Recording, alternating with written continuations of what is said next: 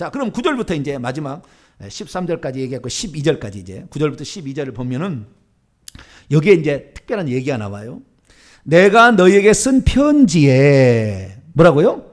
내가 너에게 쓴 편지에 11절 이제 내가 너에게 쓴 것은 지금 쓰는 것은 지금 쓰고 있는 편지는 11절의 편지는 고린도 전서 편지고 이미 쓴 편지가 하나 있는 거죠. 이미 썼던 편지가 과거에 그 편지에는 뭐라고 했냐면은 음행하는 자들을 사귀지 말라고 그 편지에 보냈어요. 그래서 이것을 고린도 전전서라고 얘기를 하는데 이제 명명하는 겁니다. 거기에는 음행하는 자들을 사귀지 말라 그랬어요. 사도 바울이 그랬더니 어떤 질문을 던져왔냐면 이제 그 편지를 받고 이제 질문하니까 이것은 거기에 대한 답이에요.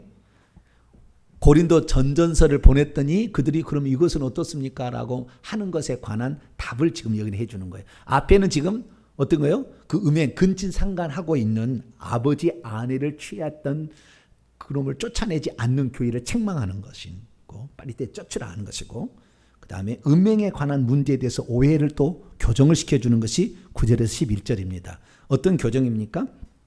자, 9절부터 12절까지 말씀 읽어보죠. 시작.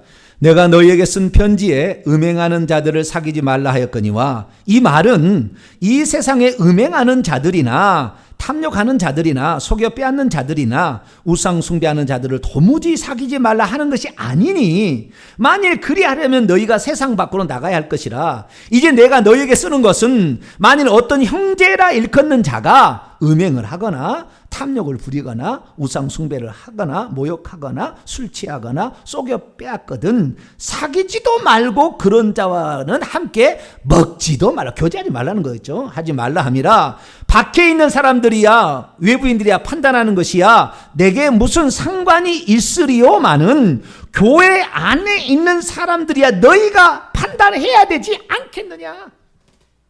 이게 무슨 말이냐면 고린도 전전서에 음행하는 자를 사귀지 말라 그랬더니 어떻게 오해했냐면은 그러면은 이 고린도 문화가 완전 음행 문화인데 그러면 그 사람들하고 아예 그냥 뭐 담쌓고 살라는 거냐? 그럼 우리만 고립돼 가지고 뭐 살라는 거냐? 우리만 은둔생활 하듯이 무슨 뭐 살라고 하는 거냐? 뭐 이렇게 이제 또 뭐 그 질문을 하는 거잖아요.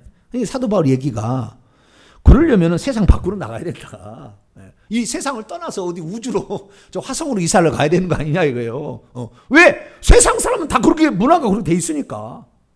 문화가 그렇게 돼 있으니까. 그래서 세상 사람들과 사귀지 말라는 얘기 아니라 교회 내에 들어와 있으면서도 그 누룩을 묵은 누룩을 계속 가지고 그 누룩을 영향을 미치고 있는 이 사람들을 처단해야 되지 않겠느냐. 뽑아서 내야 되지 않겠느냐. 그러니까 교회 안에서는 그게 용납이 안 된다는 말이었지. 교회 밖에 사람들하고 그러면 교제하지 말라는 이런 얘기 아니다. 그러려면 세상 밖으로 나가야지. 왜? 세상은 다 타락했으니까. 그래서 세상 사람들이야 뭐 어떻게 하느냐. 그것은 하나님이 나중에 심판할 거다. 그건 하나님이 한 방에 끝낼 거다. 어느 순간에. 그건 하나님이 하실 일이고 교회 안에서는 이것이 우리가 판단해도 되고 안 되도 되지만 우리가 판단하지 않고 놔두면 이것이 적은 누룩이 온통을 퍼져서 교회가 다 썩어서 부패해져 버리면 음행으로 타락해 버리면 교회의 순결성과 거룩성은 어떻게 되겠냐. 그건 교회가 아니다라는 거예요. 그래서 사도 바울은 이런 자들은 내가 쫓으라는 거예요. 결국. 그런데 이것이 결국에 이 사도 바울인 것은 음행하는 자들만이 아니었죠. 여러 가지 조건이 있지 않습니까? 첫째는 음행하는 자들, 둘째는 탐욕하는 자들, 셋째는 속여 빼앗는 자들, 넷째는 우상 숭배하는 자들. 그 다음에 11절에 보면은 모욕하는 자들, 술 취하는 자들. 7가지죠. 네, 이런 것들인데 이것들이 결국에 6장 9절에서 10절에 하면 더 추가가 돼서 탐색하는 자들, 그 다음에 남색하는 자들, 도적질하는 자들, 술 취하는 자들, 모욕하는 자들 이런 식으로 더 많아져요. 그렇죠? 10가지 이상이 이렇게 됩니다. 그래서 이런 것들은 다 똑같은 겁니다. 음행을 하나의 비유로 들었던 것이지. 그래서 우상숭배가 이제 여기서 가장 중요한 것은 우상숭배하고 음행이에요. 고린도전서의 가장 큰 문제점은 이것이 심각하게 영향을 미치기 때문에 심각하게 영향을 미칩니다. 육체를 이렇게 그 음행을 하는 것은요, 사단에게 내주면 하나님 어떻게 한다 이렇게 돼 있지만은 그것은 뭐 어떻게 이 땅에 질병을 안 걸리고 죽을 수도 있어요. 근데요, 그 음행의 제물을, 아니 그러니까 우상에게 바쳐진 제물을 먹잖아요. 그러면요 죽어요. 사람이 병들고요. 성찬식을, 그래서 우상에 바친 제물과 성찬식을 같이 할 수 없다는 것이 고린도서 10장 11장에 나와요. 나중에 이제 공부를 하겠습니다만은. 그래서 성찬식을 하면은 그 사람이 죽어버립니다. 약하게 되고 병들게 되고 죽는다고 그랬어요. 많다고 그랬어요. 이미 그런 사람이 많다. 오늘 11장 읽어보게 돼요. 그래서 그 음식을 먹어도 우상에 바쳐진 제물을 먹고 양쪽을 다 할 수는 없다는 거예요. 그러면은 너희들이 하나님이 더럽혀진 것을 원치 않기 때문에 없애버리는 거라는 거예요. 없애버린다는 거예요. 그래서 우리가 성찬식을 할 때 항상 회개하고 이렇게 해야 될 것은, 우리가 이것을 잘못하게 되면은 자기 죄를 먹고 마심으로 죽게 되는 것이다. 나중에 더 자세히 제가 하겠습니다. 많은 그렇게 된다. 그래서 사도 바울은 여기에서 이 음행하는 자들을 세상 사람하고의 교제를 끊으라는 얘기 아니다. 그렇게 얘기함으로써 우리는 예수 믿는 사람으로서 예수 믿지 않는 사람들과는 구별해야 되지 않겠느냐. 그래서 이런 사람들을 치리를 해서 내쫓아야 된다는 거예요. 그러면 어떻게 치료를 해서 쫓아야 되느냐? 그 방법을 예수님이 일러줬어요. 자, 이것 예수님의 방식을 이제를 교회에서 그걸 쓸 때는 이 방식을 따라야 되는 겁니다. 자, 마태복음 18장 여기 하고 마치죠.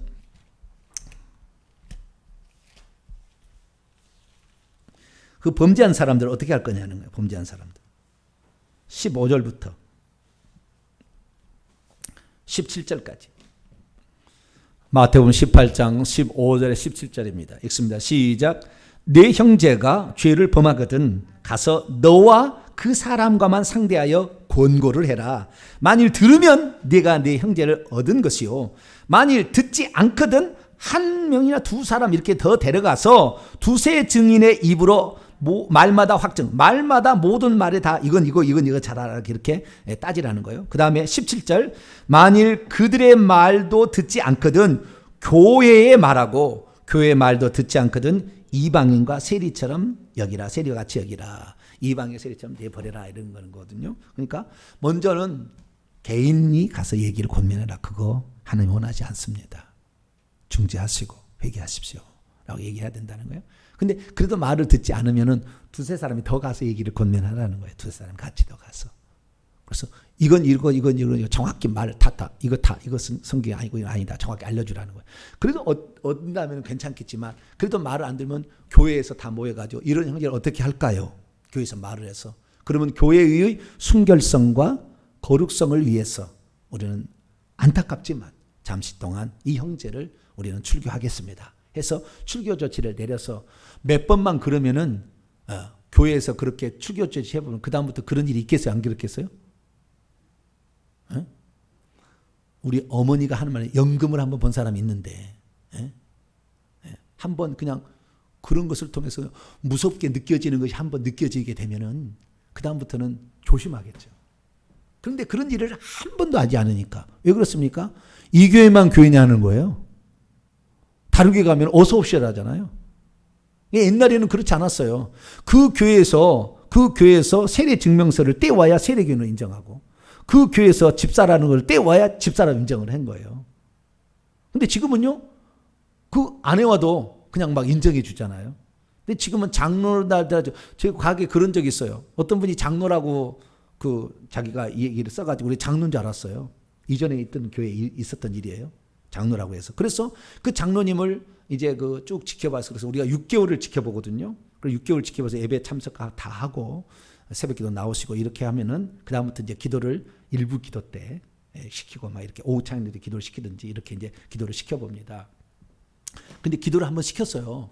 기도를 시켰는데 기도를 분명히 그때 기도를 써서 와서 하라고 했거든요. 우리가 기도라는 것은 미리 쓴다고 해서 성령의 감동이 없는 게 아니라 그때만 가서 해서 감동이 있는 게 아니라 미리 쓸 때부터 우리가 기도하면 더 감동이 있다.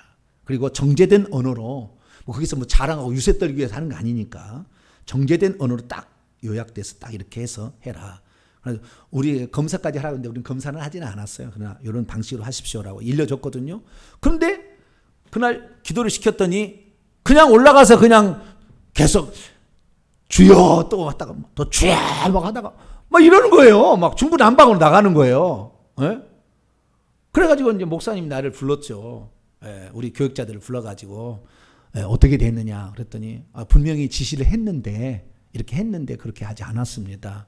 그러면 장로님 얘기를 해라. 그건 몰라서 혹시 그런 모른다.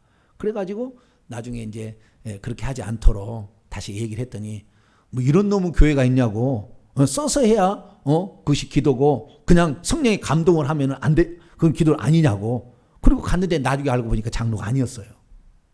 장로 행세를 하려고 했던 거예요. 그런 사람도 있어요. 그래서 오늘날에 이제 그런 사람들이 뭐 이제 그 자기가 임직하려고 한다면 반드시 지금도 교회는요 그 사람이 장로였으면 다른 교회에서 장로직에 했는지를 서류를 가져오려고 합니다. 그래서 시무 장로를 세우는데 시무 장로가 아니라면 상관없어요. 그냥 장로란 직함만 갖고 있으면 상관없는데 그래도 그렇게 거짓말을 하는 나는 두 경우를 봤거든요. 또 한 경우도 하나 있었는데 이 두 경우를 내가 봤어요. 그래서 거짓말하는 경우도 있더라고요. 그렇게 해서 어떤 자신의 어떤 그 입지를 갖춰 나가는 거 있는데 그래서 교회는 검증할 필요가 있다라는 거예요. 교회는 검증할 필요가 있다. 그래서 교회를 얼마나까지 검증할지는 모르겠지만 여기에서 분명하게 잘못한 범죄자들에 관해서는 분명히 개인 그다음에 두세 사람 그다음에 교회에서 이렇게 해서 그 사람들을 잘못했던 것을 깨닫고 교회가 더럽히지 않도록 이렇게 해야 된다라는 것이죠. 그러니까 결국에 이것은 무엇입니까? 교회의 순결성과 거룩성을 유지하는 것이고 나아가서는 그가 천국 가도록 하기 위한 기회를 주는 거죠. 결국에는. 그래서 이런 것들이 오늘날도 필요한데 사실은 이걸 못하고 있죠. 못하고 있죠. 대부분 교회가 지금 못하고 있어요. 그래서 아는 사람이라도 우리가 알고 원칙을 알고 있고 그것을 대입하기는 상당히 어려운 문제도 있지만 그런데 나중에 이제 문제가 발생해 버리잖아요. 그러면 법적으로 완전히 갑니다. 그때는 요 교회 법으로 완전히 그렇게 들어갑니다. 그러니까 교회 법이 들어가기 전에 빨리빨리 제가 말 죽여버린다 그러면 빨리 회개해야 돼. 어우 주여, 내가 그 종이 얘기하는데 하나님의 청천벽력으로 드립디다. 내가 그래가지고 내가 회개하겠습니다. 근데 음행의 죄는요 한두 번 해가지고 회개해서 끊어지지 않습니다. 아주 끈질긴 그 귀신의 역사가 이 음행이기 때문에 음행은요 금식도 해야 되고요. 하나님께 속죄물도 바쳐야 되고요. 이거 보통이 아닙니다. 그래서 이건 다음 시간에 또 한번 기회가 있으면 이번에 할 텐데 교회에서는 순결성과 도덕성, 거룩성을 유지하기 위해서 반드시 이걸 실행해야 되고 뿐만 아니라 그렇게까지 해서 그가 회개하고 돌아올 수 있도록 해서 그나마 천국 가게 해야지. 그대로 놔두면 다 같이 다 지옥 간다니까. 다 지옥 가니까 꼭 그렇게 하시길 부탁을 드립니다. 기도하겠습니다. 거룩하신 하나님 감사합니다. 오늘 범죄자들이 교회에게 미칠 수 있는 영향력과 교회 성결을 유지하기 위한 징계, 권징의 시행에 관한 말씀을 들었습니다. 하나님 누구에게 이런 말을 듣기 전에 성령께서 우리에게 깨우치실 때 빨리 회개하여서 죄로부터 돌이키게 되는 저희들 되기를 원합니다. 그래서 교회가 세상 모임과 똑같은 것이 아니라 하나님의 거하시는 장소가 되도록 거룩하게 만들어가게 도와주옵소서. 우리 주 예수 그리스도의 이름으로 기도하옵나이다.